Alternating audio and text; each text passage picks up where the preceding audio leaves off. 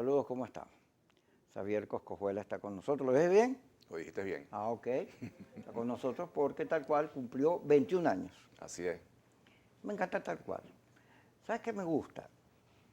Que tal cual no entra en las narrativas que se han construido en el proceso. Hay una narrativa, la del gobierno, que tiene todas esas calificaciones, traidor, vendepatria. Y hay otra de los sectores radicalizados, el régimen, la dictadura. Yo cada vez que leo el Nacional digo, ¿qué hace el Nacional diciendo esto? Claro, le han dado duro. Ya ustedes también. Están a punto de perder el periódico en la demanda con Diosdado, que ha sido larga, ¿no? Pero creo que esas etiquetas no ayudan el periodismo. Yo te estaba contando ahorita, vamos a compartirlo con la gente y nos metemos ya en el tema, y vamos a hablar del periodismo, que una vez que yo monté un canal que se llamaba Ver TV Noticias, una vez que salí de televisión con muchos amigos, con Daniel Álvarez, el esposo de Marimontes, y un grupete. Estaba Inardo Bravo, estaba un gentío. Alfredo Sánchez nos ayudó, muchas gracias a todos ellos. Pero era muy costoso porque no le entraba plata. Pero estudiando las redes me fue posible investigar los laboratorios cuando empezaron a aparecer. Y entonces uno no podía decir nada porque te caían encima. Y bueno, eso que te comentaba, María Corina era muy fuerte cuando tenía Pan Am Post atrás. Pan Am Post es una red latinoamericana con gente de muchos recursos que tenía un proyecto, pues, que era pelear contra el comunismo donde apareciera. Y ella le iba muy bien con eso, hasta que lo vendieron. Hay dos tesis, una que la compró el gobierno y una que lo compró un empresario. Y Guaidó cuando llegó, se encontró que, bueno, le daban palos por todos lados. A Capriles lo tienen de sopa. Capriles no puede decir, Capriles debe tener 4 millones de tuiteros, pero cuando dice son las 5:30, vendido, arrastrado, le dan. Y hay unos políticos que se asustan con eso, le tienen miedo, oye, las redes. Cuando tú le metes lupa, son unos laboratorios. Yo no estoy diciendo eso, mira, hay unos laboratorios, las redes son un proceso, son nuevas, no es que todo es bueno, tienen este problema de que minorías que se convierten en mayoría, como son emocionales, porque son personales, sale mucha rabia, mucho odio, mucha factura, y luego están estas tecnologías que permiten crear tendencias falsas, la posverdad, la mentira que envuelve eso. Y la gente lo mira, este es Escobar. O sea, la gente que no te quiere, vendido. Y resulta que, bueno, cuando apareció el documental Las redes y su dilema, el dilema de las redes, los propios diseñadores de las redes explicaban cómo se construían algoritmos y esos algoritmos clasificaban a la gente. Y ayer hablando con Timoteo, las clasificaciones de las redes, la globalización ha hecho que el mundo se convierta en negro y blanco.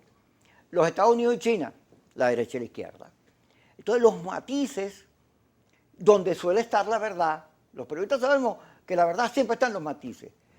Cuando tú ves un árbol, ves en los verdes millones de colores. Entonces tú lo vas a desaparecer porque todo es blanco y negro. Entonces, bajo esa óptica, el periodismo, caramba, está obligado a buscar los matices. Me explico, fíjate. Yo veo una entrevista, un video que pasan por WhatsApp, donde aparece el presidente Duque diciendo que Maduro es un asesino, un delincuente. Yo la consigo, caramba. Pero ahorita, Human Rights Watch está diciendo que tiene 22 cuerpos que demuestran que fueron víctimas de la violencia policial. Y hay más de 30 y pico, 40 muertos. En la protesta en Colombia. En la propia Colombia. Y luego, ¿cómo se llamaría Duque? ¿Qué le podemos decir a Duque ahora? Porque no eres ningún angelito. Por el contrario, hay que decirte lo mismo que tú dices. Porque no es que hay unos autoritarios que tienen permiso para matar y otros no. Claro. Es que, bueno, gracias, Keiko, por la invitación y por recordar los 21 años de Tal Cual. Yo creo que Tal Cual siempre se mantuvo en un equilibrio, aunque era claramente opositora al gobierno de Chávez, que fue cuando nació. Nació además por uno de los primeros actos de censura de Hugo Chávez cuando obligó a Teodoro Pecoja a salir de la dirección del Mundo. Del Mundo. Entonces, bueno, nadie puede negar que Teodoro enfrentó a Chávez durante todos los años que estuvo al frente de Tal Cual. Le dijo de muchas maneras que estaba equivocado, que iba a llevar al país a donde lamentablemente lo llevó. O sea, Teodoro acertó en todas sus predicciones y fue frontal siempre eso, pero nunca asumió las posiciones extremistas de la oposición. Teodoro no acompañó el paro petrolero del año aquel, el golpe de Estado de abril tampoco, la abstención en el 2005 también la rechazó. O sea, siempre mantuvo una distancia con eso sin dejar de ser oposición. Y bueno, tal cual hemos tratado de mantener eso de esa manera. A veces puede ser que nos hayamos ido más para un lado que para otro, pero tenemos como ese norte ahí que nos guía, ¿no? Y bueno, a algunos les gusta, a otros no les gusta, pero creo que hemos mantenido eso y hacemos el esfuerzo por mantenerlo. Siempre con unos nortes, bueno, que son la defensa de la democracia, la defensa de los derechos humanos, el buscar que el país se entienda, porque al final de cuentas no va a quedar más remedio que en algún momento entenderse, y cuanto más tardemos en eso va a ser peor. Entonces hay que buscar los mecanismos posibles y apoyarlos para que ese reencuentro, que a algunos no les guste, y que cuando alguien lo dice en las redes, cualquiera, le caen encima, por supuesto, a los más famosos. Tú me citabas el artículo de Milagro Socorro. Por ejemplo, Milagro Socorro escribió un tuit 2 días a raíz de que ella escribió unos tuits sobre la muerte de Aristóbulo Isturiz, del cual yo fui compañero de partido y lamenté mucho su muerte. Y bueno, ella lo criticaba, porque Aristóbulo tenía muchas razones para ser criticado, ¿no?, por su acompañamiento a todo este gobierno. Pero Milagros, de alguna manera, lo que decía es que ella estaba viendo en Twitter, fundamentalmente, que hay una cantidad de gente enorme que está en contra del gobierno y que esa cantidad de gente había que tratar de aprovecharla y canalizarla y llevarla a las elecciones y dar un resultado electoral, dar la pelea. Bueno, eso le valió que le cayeran encima, ¿cómo es?, troles, todos estos rebots, todas esas cosas, y bueno, la bombardearon. Ella, bueno, dice que ella siempre ha peleado, va a decir lo que tiene que decir, no se va a callar. Además le dijeron vieja imbécil y dijo, bueno, que sí, que de alguna manera tiene razón, que era vieja imbécil, pero ella iba a decir lo que ella pensaba que tenía que decir. Y yo creo que los políticos en Venezuela, una buena parte de los políticos en Venezuela, le tienen demasiado respeto, para decirlo elegantemente, a lo que se dice en las redes, y particularmente en Twitter. Entonces yo creo que a veces tienen que asumir posiciones y mantenerlas, ¿no? Y aunque eso les pueda ganar los insultos de mucha gente, de robot y de no robot, porque también hay mucha gente que no es robot, que opina con una libertad y insulta y dice cualquier barbaridad de la gente sin ningún prurito, ¿no? Dice lo que se les ocurre, lo primero que se les ocurre, y es más, cuanto más radical sea, generalmente tienes más respaldo o más apoyo. Yo lo he experimentado. Cuando yo a veces pongo un tweet un poco más fuerte contra el gobierno, tengo mucho más retweet que cuando no lo hago. O sea, ese mundo en Twitter es también muy particular. Y bueno, no hay que perder de vista que, bueno, que sí es una cantidad de gente importante la que está ahí, hay que atenderla, hay que prestarle atención, pero tampoco es el conjunto mayoritario de los venezolanos. Entonces, creo que esos dirigentes de la oposición fundamentalmente tienen que tener mucho cuidado con eso y ser más firmes a la hora de fijar posiciones en Twitter y soportar el chaparrón, el palo de agua, porque bueno, yo creo que hay que darle un vuelco a cómo están las cosas. Y entonces, si no lo haces fijando posición en donde tenga que fijarla, no lo vamos a hacer nunca. A ver, vamos a hacer el corte y ya regresamos. A mí me encanta Tal Cual, no solo porque yo sé que tú, trabajando con Teodoro al lado, le asumiste muchas de las cosas como él las hacía, porque Teodoro era un hombre de impacto. Tú no podías pasar al lado de Teodoro un rato porque te impactaba. Yo le decía, copiando a Freddy Muñoz, que Teodoro era un hombre que siempre hacía cosas que uno nunca pensaba, que tenía una manera de ver las cosas, y eso a mí siempre me encantó, porque estaba buscándole, ¿cómo es?, las 7 patas al gato, que en el periodismo es fundamental. Vamos a ir al corte y vamos a seguir hablando con Xavier Coscojuela, que dirige Tal Cual, un medio que yo tengo mucho cariño. Además me tocó llegar al mundo después de Teodoro, y eso lo comentamos la otra vez. Sí. Pero ya estamos con ustedes.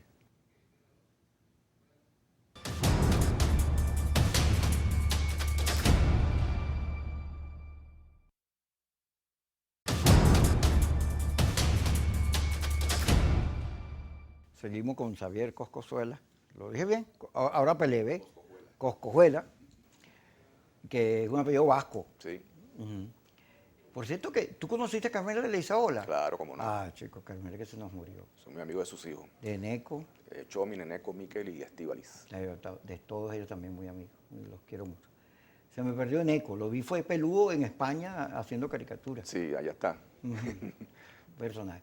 Mira, volviendo al periodismo y al tema. Es que estos días,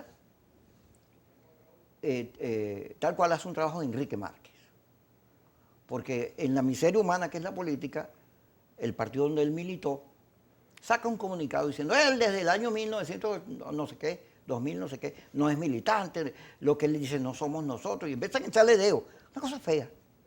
Como lo hizo Causa R con Américo de Gracia, cuando dijo que él iba a participar. Pero ¿por qué una gente que hasta hace 2 días estaba contigo y eran panas jugando dominó, compartiendo el gas lacrimógeno en las manifestaciones, va después a decir que tú eres un villano? ¿Para qué? Si eso no hace falta. Aquí todos somos villanos. Aquí no hay nadie bueno. Bueno, no sé si todos villanos, pero en todo caso, creo que el comunicado de la causa fue bastante respetuoso con Américo, ¿no? Me parece, creo que tal vez fue algo menos un nuevo tiempo. Y en Nuevo Tiempo hay con el caso de Enrique Márquez, hay también una cuestión que de alguna manera también le falta un poco de seriedad a veces a los partidos y a los políticos. O sea, tú asumes una posición que no es la del partido, te excluyes o te autoexcluyes, porque esa es otra figura muy endógena de la política venezolana, y después como que regresas otra vez, entonces, pero después te vuelves a ir. Ok, en el caso de Américo, lo que tengo entendido, porque conversé con alguna gente de la causa, yo fui militante de la causa hace unos cuantos años, bueno, en su posición no era la que tenía la mayoría dentro de la causa, y bueno, pero al final decidió que no podía seguir en eso y anunció lo que anunció, que para muchos fue una sorpresa, y me incluyo entre los sorprendidos porque yo veía a Américo como muy radicalizado también, ¿no? Y además en las redes era muy duro con los que no compartían su posición política, ¿no? Yo creo que eso es algo que todos deberíamos revisarnos en Venezuela. Acusamos muy fácilmente al otro de que lo compraron, de que se vendió, de que es un traidor. Y bueno, no necesariamente eso es así.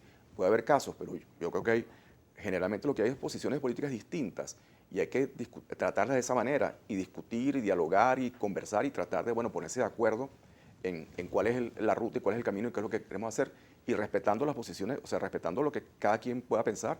Así hace 5 minutos jugaba dominó conmigo y ahorita no piensa como yo, ¿no? Eso creo que es sobre todo además muy importante. Entonces, en el caso de Enrique Márquez, yo lo Ustedes veo... hicieron un trabajo donde fueron explicando los tweets, todo. A mí me encantó por lo periodístico. Claro, porque bueno, buscamos la fuente original, que eran sus tweets, sus posiciones. Bueno, él tiene derecho a ver las cosas. Yo me recuerdo que en el 2018 creía que había que apoyar la candidatura de Henry Falcón y de alguna manera la apoyó. Después entiendo que regresó de alguna manera a un nuevo tiempo.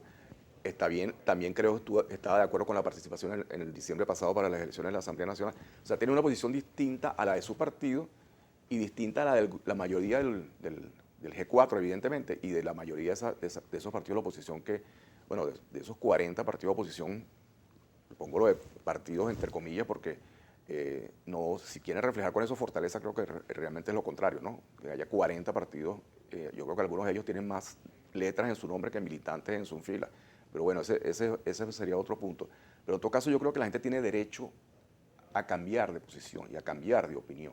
Y además si ves que el camino que tú estás llevando, la ruta que tú estás empujando, no logra los resultados que tú estás queriendo lograr, bueno, tienes derecho a sentarte a pensar y decir, bueno, de repente hay que tomar otra vía, de repente hay que cambiar la política. Creo que Enrique está en esa situación, igual que Américo. Fíjate, 2 personas que en un momento estaban como en extremos distintos dentro de la oposición. Pero los dos, por cierto, Enrique también fue de la causa R. También fue la causa, creo que llegó a ser secretario general, pero están los dos en posiciones distintas dentro de la oposición, Américo siendo mucho más duro que Enrique, y ahora en este momento, bueno, ahorita ya Enrique es miembro, es rector del Consejo Nacional Electoral, pero terminaron de alguna manera coincidiendo en que había que cambiar la cuestión y que había que participar en las elecciones. Américo lo dice con un objetivo, tal vez Enrique lo decía con otro, pero en todo caso había que salirse de esta política que se ha venido ampliando la posición de no participar hasta que se den unas condiciones que, bueno, se ha demostrado que no hay fuerza para lograrlas. Entonces, si no tienes fuerza para lograr esas condiciones, tienes que ver cómo te reacomodas. Y yo creo que ambos están en esa línea y, bueno, sobre todo lo que reivindico es el derecho de cada quien a fijar la posición que crea más conveniente y a que esa posición o esa opinión sea rebatida con argumentos y no con insultos de que si te vendiste, que si te compraron, etcétera, etcétera, ¿no? Que es lo más lamentable. Tú sabes que yo he venido echando el cuento porque hay que echarlo. En el 2017, ya antes, cuando Leopoldo fue preso, ¿te acuerdas? En la primera salida, que fueron él, María Corina y Ledesma, hubo un ruido en la MUP, que para esa época tenía sobre 200 partidos, y hubo un ruido porque la mayoría, dirigidos por Ramón Guillermo Aveleo, y era Capriles la figura, compartía la política de participación electoral. Y ellos se fueron por otro lado. Pero obviamente hubo un plan. Ese sector dijo, no, vamos a agarrar la dirección. Y empezó Freddy Guevara a pelear con Ramón Guillermo. Y terminó Ramón Guillermo León renunciando a la MUP. ¿Te acuerdas de eso? Así es. Y Capriles, que era la figura, fue sustituido por Leopoldo, que va preso injustamente, siempre hay que decirlo, pero con una visión diferente a lo que era la MUP. La MUP se convirtió en G4, pero en G2. Había un G2, que era el que más activo estaba, el que funcionaba todo, hacía que todo funcionara. Y se acabaron los debates y se acabaron las discusiones, y aquello era unos grupos que decidían. Ejemplo de ello, cuando Guaidó se para en la Francisco de Miranda a decir que él asume, Stalin estaba al lado, Stalin González, y le preguntaba, ¿pero tú lo vas a hacer? Yo, no. A todo el mundo dijo que no, pero se por él lo hizo. Y cuando tú revisas las políticas, ayer lo hablaba con Timoteo, oye, ellos hicieron un plan, Leopoldo hizo un plan con el Departamento de Estado, grande, con países, cosas, una puesta en escena, va de las mejores en términos de elaboración. Ahora no se le dio, porque ocurrieron, como en todo caso en la política, incidentes y errores. Yo creo que los puntos más álgidos de esa política fueron errores graves. Lo ocurrido con la ayuda humanitaria, que iba a entrar, que no iba a entrar, los videos que allí ocurrieron, lo de la autopista, con los cambures y la cosa, que fue un desastre, eso es una cómica donde la ponga. Afuera lo dijeron, aquí era uno a veces le cuesta decir las cosas, pero como ya pasó, luego la Operación Gedeón, que a mí me parece una cosa horrible, y luego la consulta y la abstención. O sea, tú revisas y ahí no hay éxitos en ningún lado. Eso es decir, que venía la invasión, que la fractura de las Fuerzas Armadas, que el TIAR, que la ONU, que todo era cuentos de camino. Bueno, al final tú tienes que evaluar las cosas. No se te dio. Vamos a hablar de eso cuando regresemos porque el periodismo se tropieza con todas estas cosas. El periodismo está obligado a buscar qué fue lo que ocurrió. Claro, totalmente. No se puede quedar... porque por ahí hay un amigo mío que es periodista, que es traductor de Guaidó. Él agarra y vive traduciendo. No, es que Guaidó quiso decir esta cosa. Le digo, México, por sus obras lo conoceréis. Ya regresamos.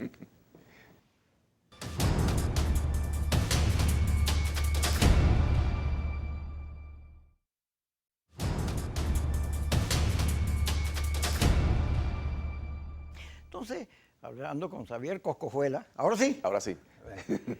director de Tal Cual, comentando, fíjate, la necesidad, el periodismo tiene pasión, tiene corazón. A mí cuando yo estaba en la campaña de Capriles, aquí en el canal, en esa época me decían, pero te estás asumiendo roles políticos. Le digo, bueno, pues o le damos, pues. Claro. Después esos mismos que me decían eso, bueno, se pusieron más radicales de lo que yo estaba ahora. Y yo creo que hay que repensar el periodismo. ¿Por qué? Porque cosas como la que te estaba planteando, la historia de cómo la MUP terminó en G2 y todos los juegos de la política que se hicieron allí, pues, hay que contarlos para entender qué es lo que nos está pasando ahora. Porque es que eso, antes que había una convivencia entre los que querían votar y los que no querían votar, estábamos juntos para arriba y para abajo, se logró una especie de, a veces tú y a veces yo. Bueno, eso se rompe cuando este grupo asume una política que solo elaborado por ellos, solo prevista por ellos, de situaciones de hecho, y lo demás o te la calan, o te montan o te la encaran. Bueno, eso ha llevado a lo que está ocurriendo. Pues en definitiva, hay una nueva división en la oposición venezolana. O sea, si antes podíamos englobarla en tres grupos, va a ser lo sencillo, ¿no? El grupo de María Corina Ledesma, el grupo del G4 y el grupo que se llamó La Mesita. No, yo creo que ahorita en el G4 hay una división. La elección del CNE, del nuevo CNE, lo confirma. Ya venía produciéndose a finales del año pasado cuando Capriles trató de negociar con el gobierno y logró algunas cositas ahí, no todo lo que aspiraba evidentemente y terminó no participando en las elecciones parlamentarias, pero ahora con la elección de estos dos rectores, y bueno, las declaraciones propiamente de propio Capriles y de Stalin dicen que ahí hay una división. Entonces, los periodistas tenemos que ver las cosas a cierta distancia, de repente no apasionados con el asunto, pero somos al final de cuentas ciudadanos y tenemos que fijar posición. Seres humanos. Y queremos además, y yo estoy convencido que para poder ejercer mejor el periodismo tenemos que vivir en democracia. Y en Venezuela hay que buscar la manera de rescatar la democracia. Entonces uno al final termina inmiscuyéndose en estas cosas. Yo siempre he creído, he sido partidario de la unidad. Y la unidad lo más amplia posible. Pero creo que llegamos a un momento donde no queda más remedio que deslindar. O sea, los factores políticos que quieren llegar, porque creo que el objetivo de todos es más o menos el mismo, es sustituir al gobierno de Maduro, recuperar la institucionalidad, la democracia. Pero las vías que están planteando son distintas. Hoy había un mensaje de Guaidó donde vuelve a decir que sí, que quiere elecciones, pero dice presidenciales, parlamentarias, regionales y municipales. Bueno, yo creo que se van a dar las elecciones, pero no en ese orden. Entonces la pregunta es, si no se dan en ese orden, no vamos a participar. Esta es la nueva, no me gusta la palabra excusa, pero es la nueva excusa en definitiva para seguir con la abstención. Antes era cese de la usurpación, gobierno de transición y elecciones libres, entonces ahora es presidenciales, legislativas, regionales y municipales. Yo creo que se va al revés. Vienen este año las elecciones de gobernadores y municipales. Están programadas, hay que hacerlas. ¿Se va a participar o no se va a participar? Yo creo que lo lógico es que se participe. Pero creo que la excusa para no participar ya la tienen. Aunque dijo que le iba a acompañar a todos los que lucharan por condiciones electorales. Yo creo que hay que luchar por las condiciones electorales mejores que se puedan lograr. Bueno, mejores condiciones electorales que Suiza, si es que puede haber unas condiciones mejores electorales que Suiza o cualquier otro país. ¿Que te las van a dar? Seguro que no.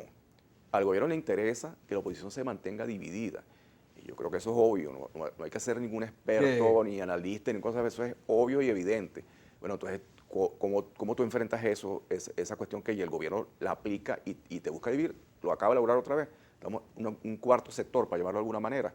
Entonces, bueno, esos dirigentes políticos tienen que ver la manera de recomponerse y de ver cómo se enfrentan esas elecciones regionales que vienen, porque además tiene un trabajo muy grande, yo creo que ya están retrasados, ¿no? En definitiva.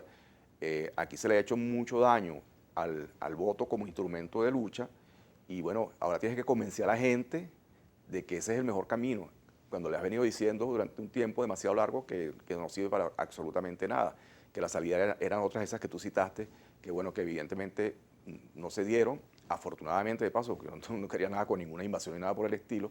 Entonces, bueno, vamos a recomponer la cuestión. El camino va a ser más largo de lo que uno quisiera, lamentablemente, porque se ha perdido un tiempo. Y bueno, y además tener claro que tenemos un enemigo enfrente que juega con su arma, que no es un enemigo democrático, que no cree en la democracia, que la utiliza para sus fines y que va a seguir utilizando cualquier artimaña que puedan para seguir dividiéndonos y para lograr hacer elecciones donde tenga garantía de que va a ganar, porque va a forzar a una buena parte de la oposición, si siguen en esta misma posición, a no participar. Y bueno, al no participar, le facilita el trabajo al gobierno. En las regionales pasadas, 70% de la gente no votó. Se eligió esa asamblea con el 30%. Hace 5 años, en el 2015, la participación fue bastante alta y se logró el resultado que se logró. Es cierto, el gobierno no reconoció la asamblea nunca, no reconoce las elecciones de gobernadores. Los 4 gobernadores de oposición que hay les coloca un protector, bueno, pero hay que forzarlo que lo haga. Y hay que forzar también a ver si hay algunas fisuras dentro del gobierno que tú puedas entrar por ahí y tratar de agrandarla, porque hasta ahora la oposición siempre ha hecho políticas que lo que hace es cohesionar a las distintas facciones que tiene el gobierno, y bueno, lo que hace es fortalecerlo en definitiva. Cuando yo escuchaba a algunos que decir que había que invocar el TIAR, yo me trataba de poner en los zapatos de un militar venezolano, porque además todo el mundo cuando se decía eso, lo que se pensaba era una invasión. Bueno, un militar venezolano no puede acompañar eso. Jamás. Jamás, porque es que eso significa prácticamente la desaparición del ejército venezolano, si llegara a concretarse eso, que espero que nunca llegue a pasar. Entonces, ¿cómo tú te ganas al sector, que es uno de los pilares del gobierno de Maduro, si tú haces ese tipo de propuestas? Creo que es un lanzamiento, como diría Teodoro, totalmente guay. Mira, y hablando de Teodoro, yo que lo quise mucho y fui amigo de él, y tuve la oportunidad de escuchar muchas de sus reflexiones, que además las agarré para mí, me las copié. Por lo menos la versión que le tengo yo a los radicales tiene mucho que ver con Teodoro, que una vez me dijo, yo creo que te lo conté, me dijo, es que los radicales son necesarios para acelerar los procesos, pero después hay que darle porque si no te agarran y te friegan, te echan a perder todo porque son demasiado intolerantes. Pero Teodoro, fíjate, que participó en la lucha armada, fue capaz en su reflexión de producir Checoslovaquia, el socialismo como problema, el dilema, y todos los textos que escribió sobre la izquierda y sus comportamientos. Y terminó siendo un demócrata, pero como tú dices, él estuvo en Fuerte Tiuna el 13 de abril, al lado de ¿cómo se llamaba el general? Ayúdame ahí. No, Rosando no. Ya lo voy a comentar. Y a mí me contó el general, que ya te voy a decir el nombre ahorita, la gente debe estar acostumbrada a mis pelones.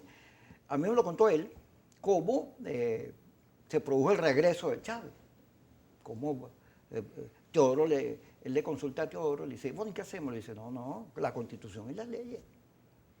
Así es. Y era fácil agarrarse el poder, a él se lo propone. No, la Constitución y las leyes. Y siempre tuvo actitudes, oye, que marcaban coherencia, era coherente. Es que yo creo que una palabra que define mucho a Teodoro es esa.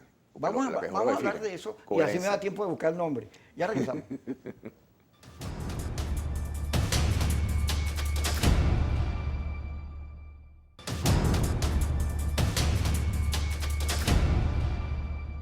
Aquí seguimos con Xavier Coscojuela, conversando sobre tal cual, Teodoro, la realidad periodística, Efraín Vázquez Velázquez. Tú sabes que yo fui a una reunión con él en casa de Nelson Bocaranda y estuve conversando horas y él me contó todos los cuentos de lo que pasó el 11 de abril y los días subsiguientes. Y el cuento de Teodoro, que él llamó a Teodoro. Y Teodoro, no es que no le gustaba la idea, bueno, le pareció bien, digamos, un día él me dijo, bueno, qué bueno que me propusieron, pues yo dije que no. Pues yo creo que Teodoro siempre mantuvo una actitud bastante coherente en relación al golpe. O sea, era una violación a la Constitución, era una violación a todo el ordenamiento jurídico y lo enfrentó. Y eso le costó a tal cual incluso algunos lectores, ¿no? Eso se veía en la venta de los ejemplares. Y hay algunas anécdotas. Javier Conde contaba una de que una señora compró el periódico y lo rompió porque Teodoro había asumido esa posición. Yo creo que Teodoro siempre... el Teodoro que yo conocí tal cual fue una persona siempre coherente con lo que decía y con lo que hacía. Vamos a llamar que en lo grande, en la cuestión política, porque siguió siendo un político siempre, era muy activo y creo que esa recomposición de la oposición que se comenzó a gestar a partir del 2006 tuvo en Teodoro uno de los principales promotores.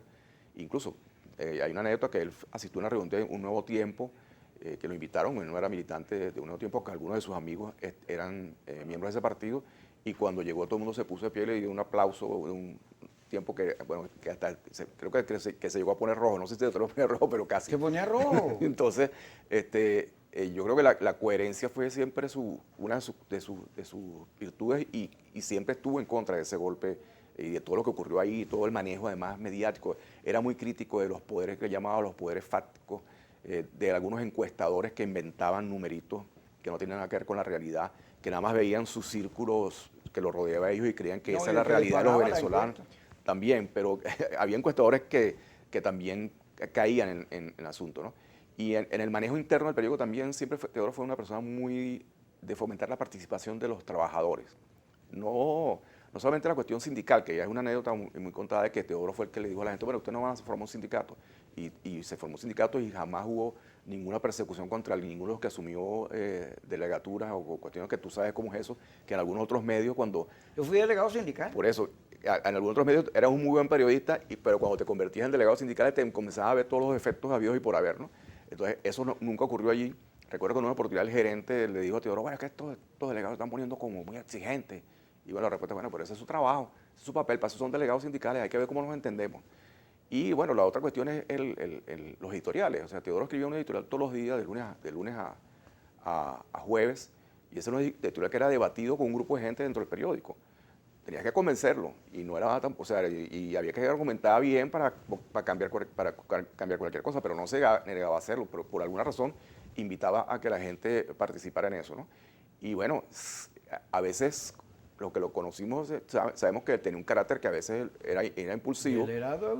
A Carla Mora, ¿tú no te acuerdas? A Carla Mora en un programa aquí en Buenas Noches, sí, le digo de todo. Entonces, a veces había que tratar de bajarlo un poco y bueno, a veces sí, a veces no se lograba, ¿no? Pero sobre todo, eso que tú dijiste antes, Teodoro se convenció de que la democracia era lo mejor que podía haber. Ni siquiera decía eso que era el menos malo de los sistemas políticos conocidos, sino creía que había que mantenerla, practicarla, mejorarla, pero siempre con la democracia. Estaba sumamente arrepentido de lo que tenía que ver con la lucha armada. Se ponía bien bravo de verdad cuando recordaba ese episodio, ese error que cometieron. Incluso llegó a decir alguna vez que Venezuela hubiera sido otra si el Partido Comunista no hubiera cometido ese error que cometió de irse a la lucha armada. Y bueno, se convenció de que la democracia era el mejor sistema y siempre peleó por mantenerla y después por restablecerla. Y yo creo que esa es una tarea que desde tal cual tratamos de seguir haciendo. Fíjate, ahorita que está el anticomunismo de moda, y en Venezuela apareció una derecha que no existía, que son troncistas, que salieron a decirle negro a Aristóbulo, que son racistas, que hacen juicios, eso que le hicieron a Willie McKay, esos juicios horribles, donde se convierten en jueces, esos paredones. El anticomunismo a mí me parece un atraso. ¿Cómo puede ser uno anticomunista con figuras como Teodoro o Pompeyo, que fueron militantes del Partido Comunista, o los italianos o los franceses que llegaron al poder transformando los partidos comunistas en partidos socialdemócratas? ¿Cómo puede ser uno con figuras que movieron tanto el cerebro, que cambiaron y que terminaron teniendo posiciones de la magnitud de Teodoro de Pompeyo, que eran fundamentalmente demócratas? Bueno, ¿Cómo puede ser uno anticomunista si los comunistas aquí en Venezuela han existido toda la vida y en Latinoamérica, y tú no puedes borrarlos de un plumazo? Porque además, si ellos te quieren desaparecer y creen que la cosa es contradictoria, que el que no está con ellos hay que, bueno, dale, ¿cómo puedes comportarte de la misma manera? Que hay gente que odia peor de lo que es el discurso de la confrontación de Chávez. Sí, claro, y Teodoro era víctima de eso con frecuencia, ¿no? Siempre se le recordaba que fue guerrillero, que fue comunista, o sea... el de del encanto, que era mentira, todo lo que... Todo además, el cuento pero no, pareciera que todo lo que escribió Teodoro, todas las posiciones que mantuvo, todo su comportamiento, porque no solamente era lo que decía, sino lo que hacía. El mismo hecho cuando fue ministro de Cordiplán en el segundo gobierno de Caldera. El programa de gobierno, el viraje que dio Caldera, que se lo echó al hombro fundamentalmente Teodoro con Matuazoque, pero Teodoro fue el que dio la cara con ese programa, demostró a mucha gente que Teodoro era una persona que dialogaba con los distintos sectores del país para tratar de convencerlos de que eso es lo que había que hacer. O sea, no era un tipo autoritario en su cuestión. Entonces, el comunismo del que fue militante lo había dejado atrás hace muchos años, pero hay gente que no se lo olvida y lo que le saca es eso. Y siempre le sacaba eso.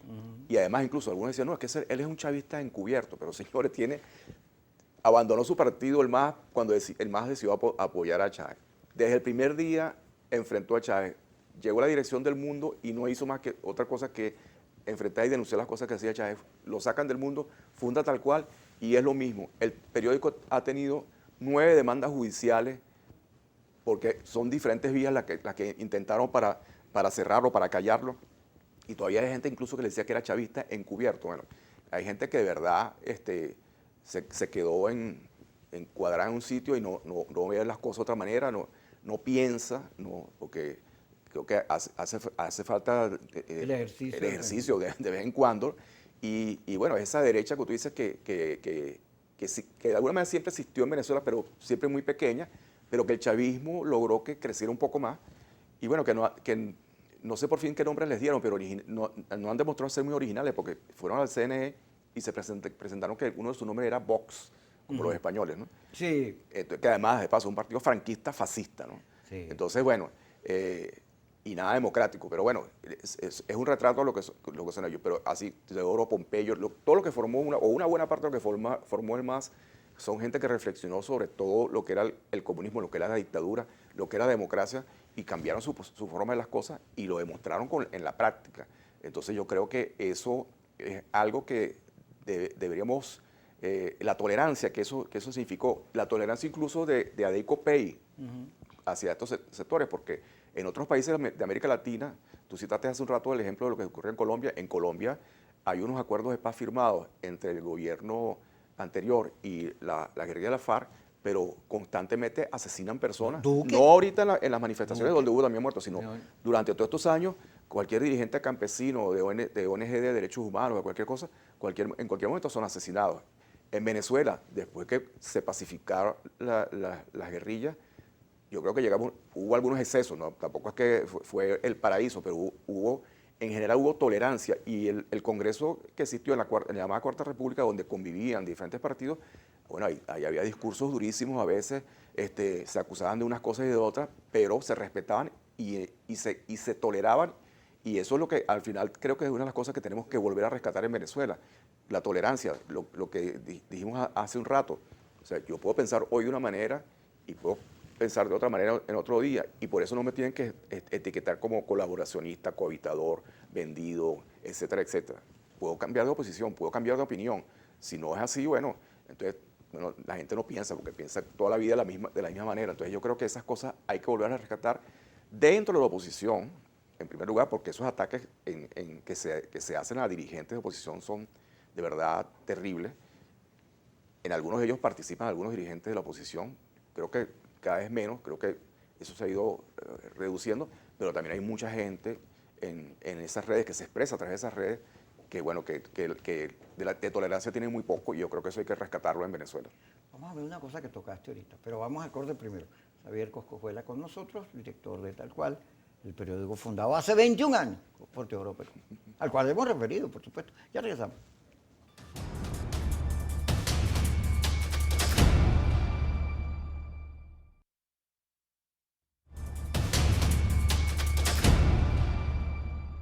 Xavier Coscojuela con nosotros. Fíjate lo que estamos hablando sobre Teodoro y la necesidad de pensar, de reflexionar. Yo creo que el sector del G4, en estos días, Ramón Guillermo Velero en una entrevista le dice a Guaidó, oye, no te salgas de la ruta electoral, no la descartes, porque te vas a quedar aislado.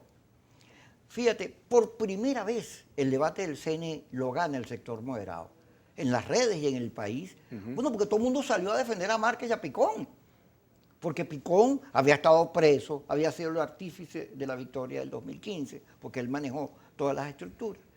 Un personaje entregado, y en el caso de Márquez, un hombre de mediación, de diálogo. Y todo el mundo salió a defenderlo, Fede Cámara, Vicente Díaz, está el mejor CNE, y Roy también dijo lo mismo, todo el mundo salió a fajarse. Y entonces la descalificación que vino de los sectores estos radicales y su grupo de redes, no pudieron avanzar, porque además ya esos grupos, esa insultadera, a la gente les tiene idea. En Twitter, 70% de la mensajería de Twitter ha disminuido porque esos grupos asustan, linchan, son feos. No es que son atractivos. La gente que hace eso, yo estoy pensando que inventemos un hashtag para que cada vez que aparezca un odiador de eso, tirárselo, como que Dios te lleve para el cielo pronto, una cosa de humor, ¿no? Porque ya hacen daño, inclusive para sus propias causas. Ahora, el G4 tiene que pensar la política. No se puede quedar aislado, porque fíjate que la Unión Europea, los propios americanos, con la entrada de Capriles, Enrique Márquez me contó que todos estos días se reunió con embajadores. Bueno, hay un nuevo factor, junto a las visitas, pero hay un nuevo factor que integra la vía electoral, que está diciéndole al mundo, oye, vamos a darle, vamos a meternos por aquí, y que no son ningunos venidos ni traidores, sencillamente no convalidan el error. O sea, tú no vas a salir del error, te vas a quedar pegado y no, déjame echarle picho para adelante. Y eso es una decisión que me recuerda mucho a los años 60, Teodoro, sus libros, y cómo poco a poco el Partido Comunista terminó convertido en el MAS y ellos en demócratas. Así fue. Y en el G4 yo creo que además ahora, además de esta escisión que no se ha formalizado, pero que de alguna manera lidera Capriles, yo creo que las bases y los dirigentes regionales de algunos de esos partidos están exigiendo la participación. Claro que para esa participación tiene que también lograrse algunas cosas. O sea, creo que los partidos tienen que regresar a ser manejados por sus legítimos dirigentes. Ahí hay una situación diversa también. O sea, Primero Justicia no se sabe quiénes son los dirigentes porque la sentencia del Tribunal Supremo no puso a nadie. En AD se dividieron, por más que se digan Bernabé Gutiérrez era militante de Acción Democrática. Bueno, ¿cómo hacen para recomponerse si eso fuera posible? Un nuevo tiempo quedó siempre con la misma dirigencia, ahí no fue intervenido, el otro que queda intervenido es Voluntad Popular. Entonces, bueno, eso debería recomponerse, eliminar las inhabilitaciones, o sea, hay una serie de cosas que deben de darse. Pero yo creo que la presión que está viniendo de las regiones, de abajo hacia arriba, hacia las direcciones de los partidos, está haciendo que las posiciones varíen, o sea, está haciéndolos pensar a algunos y decir, bueno, señores, esto es un error, la gente nos está diciendo que nos equivocamos y tenemos que rectificar. Lo que dijo el Guaidó, para mí fue un poco contradictorio. Por un lado dijo que si la gente peleaba por condiciones, él iba a estar ahí apoyándolo, ¿no? Bueno, me parece muy bien, pero esa gente va a estar peleando por condiciones por unas elecciones regionales que son las que vienen este año, que tú estás colocando en tercero o cuarto lugar. Después dice que no reconoce al CNE porque fue elegido, impuesto por la dictadura, etcétera, etcétera. Que algunos están cambiando espejitos por puestos. Bueno, vamos a ser coherentes, vamos a tratar de ser coherentes. Di que no de una vez o di que sí. Si cambias de posición, que yo creo que es lo que deberían hacer, y esto quiero precisar que son opiniones personales mías, que no comprometen a tal cual, tienes que asumirlo de frente ante los venezolanos y decir, bueno, señores, nos equivocamos. No logramos los objetivos, como dijo el señor aquel famoso día, y bueno, ahora les vamos a proponer a ustedes que vayamos por este camino. Y el camino es el electoral. Bueno, el mensaje de hoy dejó las cosas más o menos igual, con alguna puertica abierta hacia la participación, pero por otro lado, diciéndole a la gente que participa que estaba cambiando espejitos por puesto y que se iban a convertir en la oposición leal al régimen. Bueno, así la cosa es como complicada. Pero yo creo que ahí en esos partidos, por la información que uno maneja, hay movimientos hacia esa necesidad de participar, porque el otro camino evidentemente no ha dado resultados. Algunos pueden decir, bueno, sí, pero que son apenas 3 años o 2 años, falta tiempo. Bueno, sí, puede ser que falte tiempo. El asunto es que yo creo que por la otra vía podemos llegar más rápido. Con todo y lo que representa el gobierno de Maduro, que no nos podemos engañar, que no han respetado las reglas democráticas, etcétera, etcétera, pero creo que hay que variar el método, y creo que, como dije antes, hay que buscar la unidad mayor que se pueda, pero con los que quieren ir por ese camino. No meter incluso a gente regañadiente como pasó en el 2015 para que después pase lo que ha venido pasando, sino con los que están convencidos de que por ahí es que hay que ir. Javier, fíjate, yo he reflexionado mucho por estos episodios. Fíjate, la señora Áñez en Bolivia fue acusada, hay un documental premiado de todos los excesos y violaciones de los derechos humanos cada vez que los sectores indígenas que respaldaban a Evo salían a la calle y les caían plomo. Este señor Duque, tú me vas a perdonar, pero ese señor, dígame Uribe, que dijo que había que caerle a plomo a las manifestaciones. Bueno, en concreto, porque no lo digo así. Entonces tú dices, ven acá. Aquí hay un problema de fondo que tiene que ver con esa visión derecha e izquierda. Porque si somos enemigos, porque la izquierda y la derecha son como perro y gato, entonces yo te voy a tumbar y yo me voy a defender. Y entonces ocurren estos casos. Porque si todo el mundo viola los derechos humanos y la manifestación son reprimidas y hay muerte, algo está pasando que obliga a eso. Es la manera en que se enfoca la política. Cuando o te tumbo o tú me tumbas. Cuando son excluyentes. Entonces, es esa política la que lleva a esas cosas. Yo creo que el chavismo, esa izquierda, porque nosotros la conocemos, esa izquierda no tiene los mismos conceptos democráticos nuestros, tiene otros, que a mí me parecen, yo no los comparto, pero tiene otros. Lo que pasa es que no son los míos. Entonces, si tú entiendes y valoras la democracia y ese es el escenario, debe haber, en teoría, la posibilidad de que te entiendas ya, como Claro. en otros países, alternabilidad. Claro. Ahora tienes que salirte de la dictadura, del régimen, de todo ese discurso donde no puedes conversar con el otro porque el otro es un asesino y te va a matar y no sé qué cosa. ¿Y cómo te prestas para eso? Pero eso no es político. Claro, pero la cuestión es de parte y parte. Yo estoy convencido de la necesidad de dialogar y de entenderse con el gobierno. Pero también el gobierno Tiene que hacerlo. respetar tiene que comenzar, por ejemplo, respetando los resultados electorales, lo que no ha hecho casi nunca. No respetó los resultados del 2015, la Asamblea no pudo funcionar desde antes que se instalara, ya se sabía por dónde iba la cuestión y pasó lo que pasó estos 5 años.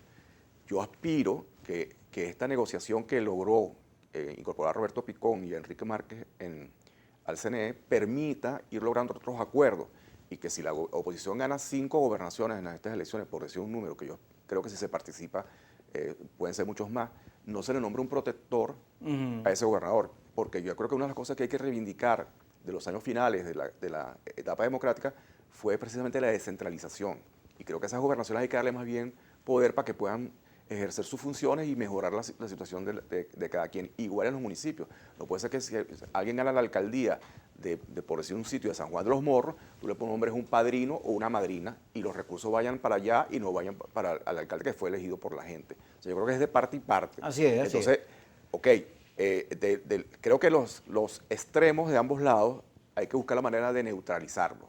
Y los que creemos en que hay que entenderse son los que tienen que llevar la batuta del asunto y, bueno, tratar de lograr entenderse y llegar a unos acuerdos que permitan volver a recuperar una convivencia democrática con gente que, como lo que vas a decir, la gente del Chavismo no tenga los valores democráticos, pero bueno, que se pueda convivir con ellos civilizadamente.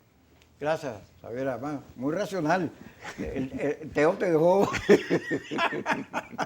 Pero qué bueno es darle la vuelta a las cosas, chicos. Qué bueno, eso es bueno. Gracias por estar con nosotros. Gracias Que a ti. cumplan muchos años más. Gracias. Y que, Así por esperamos. cierto, que no se lleven por medio al Nacional, que No, no tampoco. ocurra eso, que suelten a Roland Carreño. También. Y que avancemos, que avancemos. Que suelten a todos los presos políticos. A todos los. Yo digo Roland porque Claro, razones tengo para ello. claro, yo sé. Así es. A las 5 y a las 10, Kikosi por Globovisión. No se lo pierdan.